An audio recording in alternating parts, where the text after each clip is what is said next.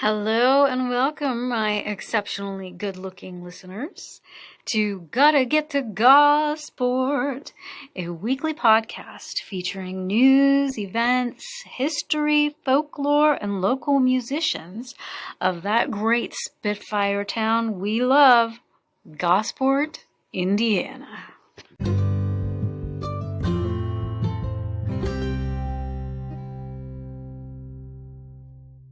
Well, today we're going to be talking with Michael Miller, and he's going to be telling us about the upcoming holiday festival in Gosport.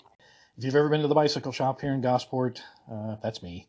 I own Penguin Cycle Works. Why did you open a bicycle shop? So to try and get away from the regular rat race of driving to Indianapolis for work every day, the Amish were moving into the area around 2010.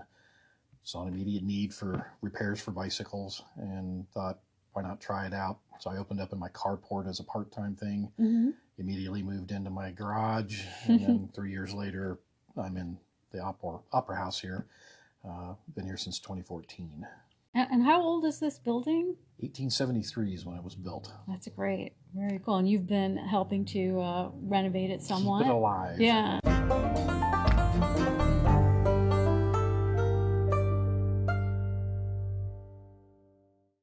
So tell us about this holiday festival coming up. Is it, who sponsors it? Is it a fundraiser? Tell us more about it. So the Gosport Holiday Festival, it is December 10th. I believe it starts about 11 o'clock, runs till 5 when they start the snowball drop. It is a fundraiser for normally the playground. We're trying to put a playground in here. Is not inexpensive.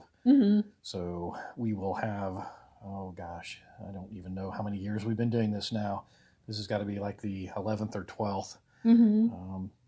Okay, and then is this sponsored by the Business Association? Gosport Business Association sponsors this one, yeah. Great. So tell us some more about the different events that are going to be a part of the festival. So 11 o'clock, there should be a parade. This is all weather permitting. Right. We've got letters to Santa and the reading of a Christmas story that will happen after the parade. WRE has a cookie walk from 11 to 3. There's ticket sales for the kids' games and hot cocoa for sale. That'll be from 11 to 4:30. Okay. There's a cakewalk. That will be from noon to 3. Wagon rides with Santa, where we will give out hats and gloves to the smaller children from 12 to 4. They'll wander around town. Kids games with face painting from noon to 4:30. There's a soup dinner that will be from noon to 5. Wow. Only a couple other things. There's a pie auction from 3:30 to 4:45, and the actual snowball drawing will be at 5 o'clock. Okay. We will sell tickets beginning December 1st here at Penguin Cycle Works.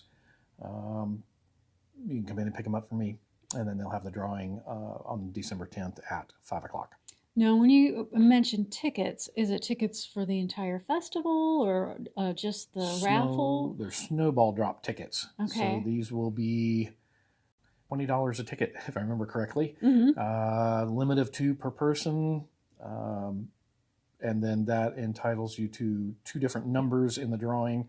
You are guaranteed to get more than $20 per ticket worth of prizes. Okay. Otherwise, it's considered gambling, and we do not do gambling. So, right.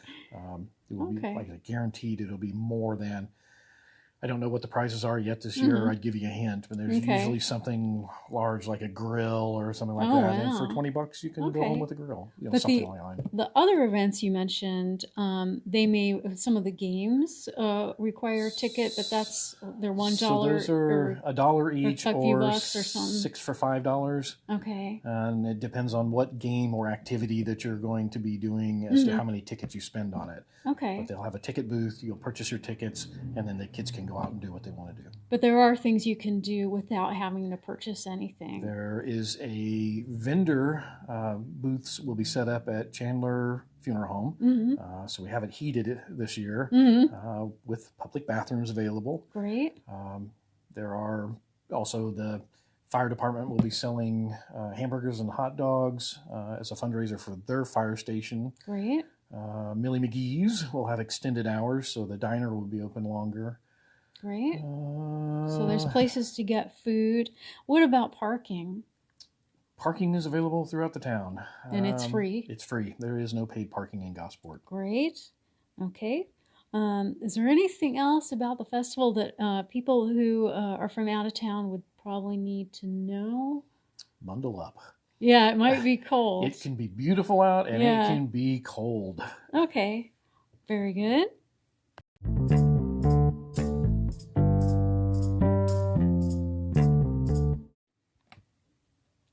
Okay, so where can we find more information about this festival? Facebook. If you go to search for Gosport Holiday Festival in Facebook, there's a picture of the flyer on there that will tell you hour by hour what's going on. Okay, great. And that's facebook.com/Gosport Holiday Festival. And this is Gosport, Indiana, not Gosport, UK, because there is another one. So I just want to thank you for your time. Thank you. And we hope to do some more segments, maybe featuring you and your lovely wife, and more of the things going on relating to the festivals that happen throughout the year in Gosport. There are others, yes. Yeah. But thank you again, and please let us know if there's anything we can do to help promote the festival. I think it's going to be a lot of fun. It sounds like there's a lot of great activities for kids. Praying for good weather. Yes, we'll do that. Okay, thank you, Michael. Thank you.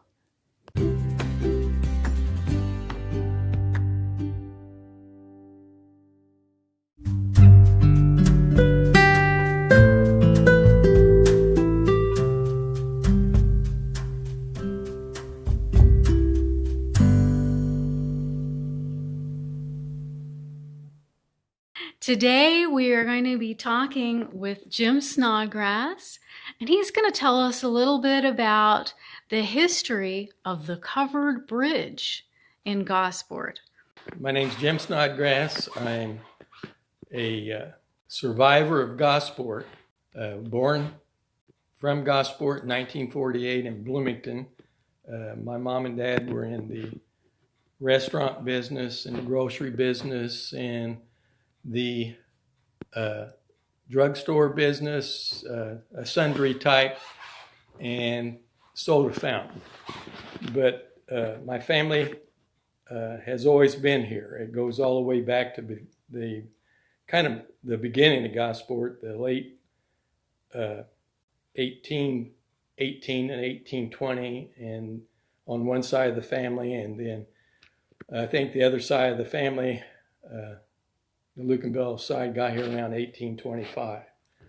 So there's always been a remnant of the family here that went through some of the trials and tribulations that early America and Indiana history, they've always been here. There's been somebody here. How much farther that will go, it's probably limited now. But my family always must have been interested in history because my aunts were born at the turn of the century. My mother was born in 1912. My dad was born in 1907. And so I had a couple of aunts, Aunt Harriet and Aunt Jen, that kept everything of history from Gosport.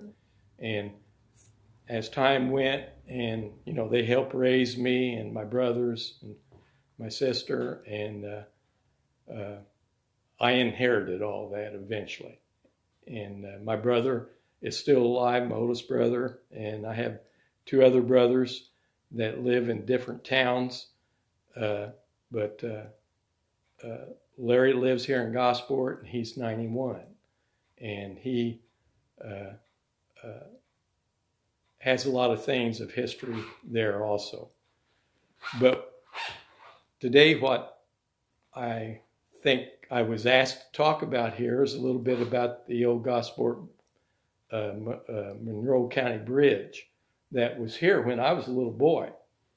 And being born in 1948, and at the age of, I guess I was 4 or 5 years old, I remember crossing that bridge with my father when he would deliver groceries into Morgan and Monroe counties, because that road connected into Monroe County and also Morgan County you could get to.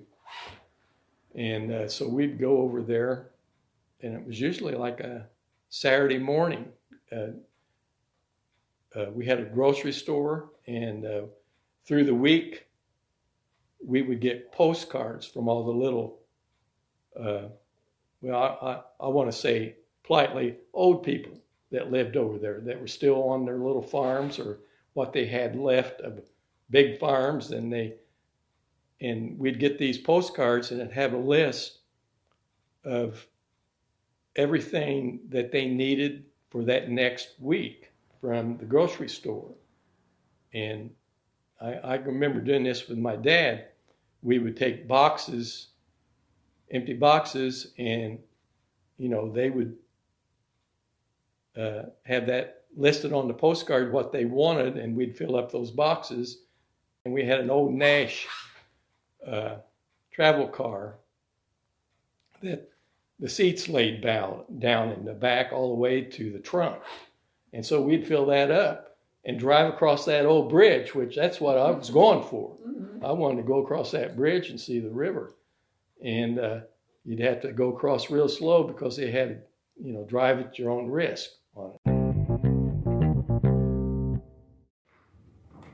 So at this point, the bridge is in has part of it has collapsed on the Monroe County side. Yes. But some people are still using it at their own risk. Yeah, trying to. Yeah. But then there was a fire. Yeah. So tell us about the fire, and was anybody hurt? Well, there was a lot of people injured and one person killed, and they were all from Gosport pretty much, and or had lived in other small towns around here and came to Gosport for work and things like that. And one of them was my brother, and his name's Larry Snodgrass, and also another one was a good friend, Joe King, and both, I'm happy to say, Larry, my brother, and Joe King are still alive. And as far as the rest of the men that were involved in that, at that time, the bridge being burned, a Halloween prank. Oh, really? And it was October 27, 1955. Okay. And I remember it so well because I was in the second grade. Wow. And we got a phone call early in the morning that there had been a bridge collapse and a fire, and a lot of men were hurt. Wow. And Larry and I think Joe King was hurt too, and somebody was killed. Wow. And so I remember getting my clothes on and taking off, coming in town to my brother's house. And he was, they had gotten him out of he got out of the water on his own, went back in to help get some other guys out, but it had collapsed on top of all of them. Wow. And it pinned down one man. His name is Bert Dittemore, who I remember very well because they had a clothing store here in Gosport, Dittemore Clothing, and that's where I used to get all my jeans. Oh, okay. Lee jeans is what the name of it was, and he would always he'd always solder my name on that little leather patch in the back. Yeah. He would solder all the boys' patches and put their first name on that patch. Oh, okay. But anyway, the bridge, it was a fire set by boys from the area. Being young, sometimes you do stupid. Right. And you don't need to carry that the rest of your life. Right. And so that collapsing on the men, they went out onto the bridge. This is as my brother tells me. Mm-hmm. They were there, it was either 2 nights before or the night before it had been set on fire. Oh. They put it out that time. Mm-hmm. And then they got called back, and it was a little bit after midnight, I think, the next night. Mm-hmm. And there it was on fire again. Oh, wow. And so they had walked out onto the bridge thinking they would put it out again. Mm-hmm. And they felt the part they were on was all right, Mm-hmm. you know, and they were going to bring the hose out. And they did get the hose out there and got it started and everything. And all of a sudden there was a gigantic crack. Oh, wow. And there was, I don't know, 8, 9 guys, Mm-hmm. you know, on that bridge trying to put it out. Mm-hmm. And so it was a covered bridge. Mm-hmm. And so the guys are standing on the floor and they're working on an area they think where the fire is. And that section collapsed and went down, and the roof caved down on top of it. Oh, wow. And it was a metal roof. And, you know, this bridge is probably 80, 100 years old. Wow. You know, that wooden part. Yeah. And so it comes down on top of him, and on either side of that bridge there was metal cables Mm-hmm. for support Mm-hmm. that went along the whole span of the bridge. Well, that fell too, and that fell on to Bert Dittemore Mm-hmm. across his chest. Oh. And here the water is. That floor is in the river, Mm-hmm. and they're trying to keep his head up above water. Mm-hmm. And I think Joe King was holding on to him and trying to keep his neck above, and the floor is lowering Oh, wow. at the same time. So it's a death trap. Mm-hmm. And all the other guys are scrambling underneath the metal roof that entrapped them into the water. And that's where my brother was. He was underneath the roof trying to get out. Yeah. And they were scraping up along the floor trying to get to high ground and everything. And some of them just floated out. And that's what my brother did. He floated out. Wow. He just went with the drift of the water. And, you know, it was pitch black. Wow. And he finally ended up downstream a little bit and got out. And then there were some other guys downstream too. And he went in and helped get them out. And then he got back out, and he didn't know, but he had broken his back. Wow. And he collapsed. Hmm. So, and all the other guys had, you know, scrapes and cuts and what all injuries that they had. Wow. But what happened was they finally got some equipment there and some people there that they could get. You know, they had saws and things like that they were trying to use, but they couldn't get through that cable and get it off his chest until they got a torch down there and cut it. I think that's finally how they did it. I'm not sure, but you know, it was one of those cables like that, metal cables, and then the grieving started because it didn't have to happen. And then, you know, how people get upset about people doing stupid tricks, and those boys finally went to court and everything, and they were, a couple of them were sentenced, and I don't know, there was one that was a teenager or below 18 that he went to juvenile type thing. So, wow, what a story. So we can still see the remnants you see of the piers for the bridge, the embankments of Okay. where the bridge stood in the middle of the river. Mm-hmm. Yeah, that's it. And that's all and that's if left you of them. stand over that, that's a good drop. Yeah, is it? It is a real good. It's a good 30-foot drop. Real? Oh, wow. Huh. Yeah. You And, can't really tell when you're looking how at a tall is distance. your ceiling here? 16 feet. Okay, it's twice that. Wow. Yeah. And those guys, it's a wonder more of them didn't get killed. Wow. And, what a story. And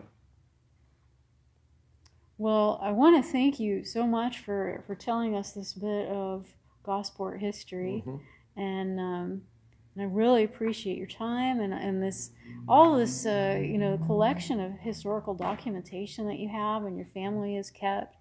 It's really something, and I'm hoping maybe you can come back on the next podcast or so and tell us about the local soda fountain where you used to work. Yeah.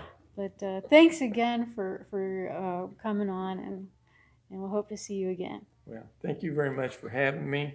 And anything in history that you want to talk about at Gosport, I'm here. Great. Okay. Thank you, Jim. You're welcome.